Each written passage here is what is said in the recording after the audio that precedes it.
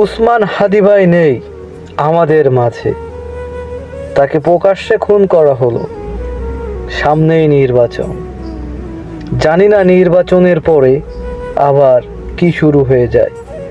নির্বাচনের আগেই যা হচ্ছে তাই তো নিতে পারতেছি না।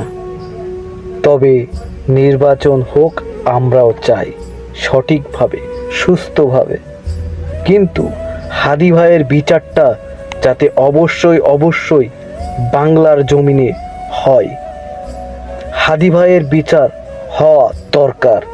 কারণ হাদি ভাই একটা কথাই বলেছিল, আমাকে যদি কখনো মেরেও ফেলে যাতে আমি তার সঠিক বিচার পাই। তাই আমরা সবাই সাধারণ মানুষ, সাধারণ জনগণ, যে যেখান থেকে আছেন, যে নির্বাচন হচ্ছে, সামনে হতে যাচ্ছে, তার পাশাপাশিও যাতে হাদি ভাইয়ের একটা সঠিক বিচার আমরা পাই। মন খারাপ হয় যে আল্লাহ যদি আমাকে কোনোদিন নিয়েও যায়, তো এই যে ছেলে মেয়েগুলো, মানে আমি আল্লাহর কাছে সবসময় দোয়া করি। আপনি জানেন যে আমার আল্লাহ একটা সন্তান দিচ্ছে, 3 মাস ওর বয়স। আমার বাচ্চাটা তো আমি 3 মাসে 30 মিনিটও কোলে নিতে পারি নাই। তো আমার ওয়াইফ খুব মাঝে মধ্যে আর কি মজা করে বাচ্চারে বলে যে ইনকিলাব মঞ্চের মুখপাত্র তোমার সাথে দেখা করতে আসছে।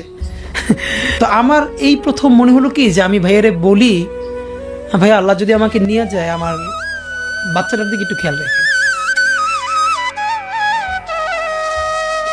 তো এই কথাটা আমি বলতে পারিনি। আব্বার একটা, মানে আপনি যদি বলেন যে আমার সারা জীবনের যেটুকুন সততা, সাহস, লড়াই, এটার দুনিয়ার সমস্ত শক্তি আমার আব্বা। আমি যদি কিছু হইলেও করতে পারি সততার সাথে, আল্লাহ যদি আমার রহম করে, তাহলে আমার ছেলে, আমার পরিবার, আমার ভাই বোন, আমার ইনকিলাব মঞ্চের ভাই বোনগুলো, এগুলো আল্লাহ দেখবে যেভাবে আল্লাহ এখন আমাদেরকে দেখতেছে। সুতরাং কারো কাছে আর কোনো প্রত্যাশা নেই।